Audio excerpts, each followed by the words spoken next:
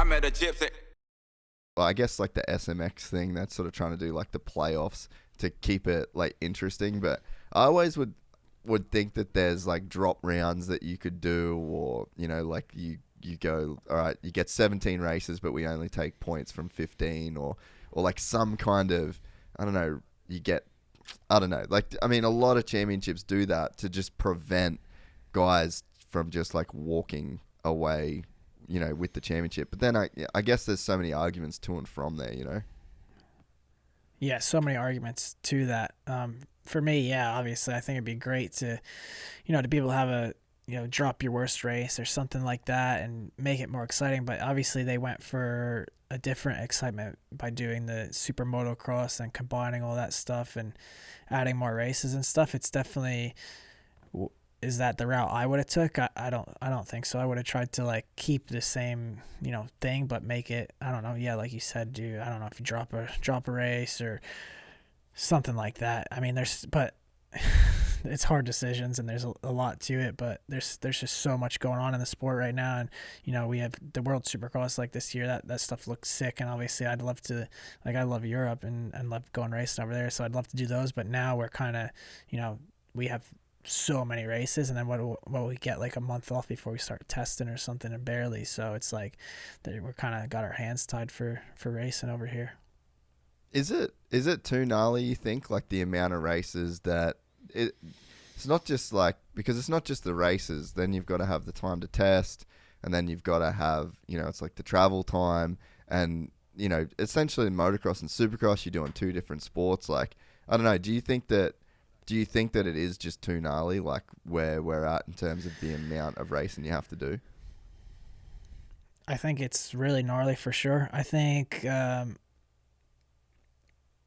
it's definitely hard. So for instance, like we don't, gas, we don't have a test rider. So like all the 250 kids, like me, I do my own testing and stuff. So like to do that, like you have to definitely, you have to have a really good crew chief, which actually, like this year, we have a really good crew chief. Ollie, old mechanic now, he's the crew chief of the team. So he's done a really good job organizing that. So that's went seamless. But I think the biggest thing now is it's like you have to have a really good plan throughout the whole season to like stay healthy and recover quick and like do all this stuff. So I do feel like I have a good thing going right now, trying to figure that out. But now I almost, like I said, it feels like now you have to be a little more smarter about your training and not to overtrain, because the season's so long, there's so many races. And yeah, it's definitely gnarly. And like even like we missed that second round, but we have an off weekend, so we're just going to fill it in on an off weekend. It's just kind of like, I feel like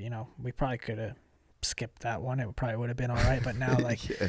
our truck driver has to drive from Tampa all the way to Oakland, and then Oakland to Texas, like to fill that in. Like it's like all the truck drivers are having to get a second truck driver just to like make things happen. So yeah, it's gnarly. They just don't want to miss a race, which is, I get it in a way on their side, but also like for like a lot of people, it's really difficult. Like privateers are absolute living legends. I don't know how these guys do it, because the season is so wild and there's so many races and the equipment's taking a beating and all this stuff. Like privateers, like bad dudes, because it's intense. Like I only did privateer thing like one race, so I got a little taste of it, but I couldn't imagine doing all the races. They're legends. Yeah, dude, even just the logistics, like just knowing, like just to drive to those races and to deal with all of the logistics of just being in that many places that many times. No, it's absolutely crazy. I don't know how the boys do it. They're, more power to them. Like it's unreal. Like all I do is I like to book my own flights, and like that takes time just to book flights for me, Amber.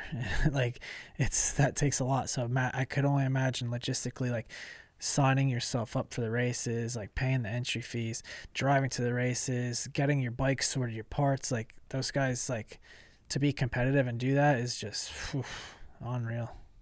Yeah, and to be fair, like there's some really good guys that are out there as privateers these days. Like it's just, dude, to make a 450 main event in 2023 is just some like next level shit. You know, like if you can if you can be a privateer and put a bike in a main event, like there really should be some kind of compensation for doing that, because like you're a fucking G. Yeah, 100%. I agree with you. To go in the main event is a real deal. If you're doing it all on your own, and a lot of guys are like, and you see those guys, like I used to kind of be like, oh, like why is he so stoked on winning the LCQ? Like for us, we're like the LCQ is like such a bummer.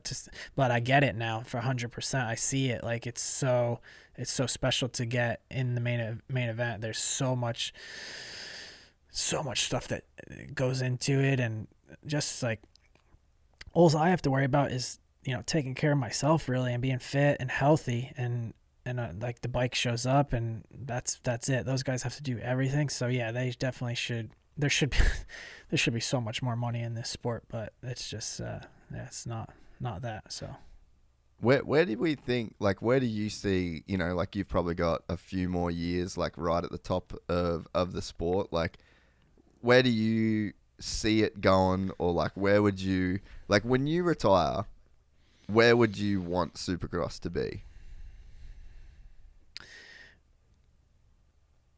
Good question. I think where I would want to see it be is, I think motocross is super special. Motocross should always be around. Like that's just the roots of it. That's how we all grew up racing. So it needs to be a motocross series. Doesn't need to be, 10 races, 12 races, 8 races. I don't know. But I think Supercross could shrink down, do, instead of, 18 races, do 12 races. And the biggest thing, I think they need to somehow go out there and find bigger sponsors to bring like a more, make it's legit. It's super legit, our sport. Like, we have but it's just energy drinks and stuff like that. We need like, some like big tech sponsors or something like that, like involve like Amazon or something like that. So I'd love to see it, some bigger sponsors, more fans, a little bit shorter, intense series maybe, and just guys having fun, and obviously have rules still, but let the guys rough each other up a little. I'm just joking about the roughing up part, but like, no, like for instance, like remember when Weston and Vince got into it, like they played that on the big screen, like we were talking about that a bit, but like just like either you can't fight or you can fight. Imagine if we were allowed to fight like on the track. That'd be pretty crazy. Dude, just straight hockey. I definitely get beat up for sure. Like I'm no fighter, that's for sure. Dude, imagine hockey, if it was like hockey, the rules, and you just had to both like Velcro your gloves, chuck them on the ground. That's why hockey's cool. Like they fight hard. Like it's sick. Yeah, that would be sick. That would be so funny. We're excited to announce the launch of our new membership site, GYPSYTales.com. packed with exclusive content and perks that you won't find anywhere else. This is your chance to become a part of the Gypsy Gang. And as a special bonus, if you sign up to an annual membership, you'll be entered into the draw to win our custom-built TC125. Gypsy Gang.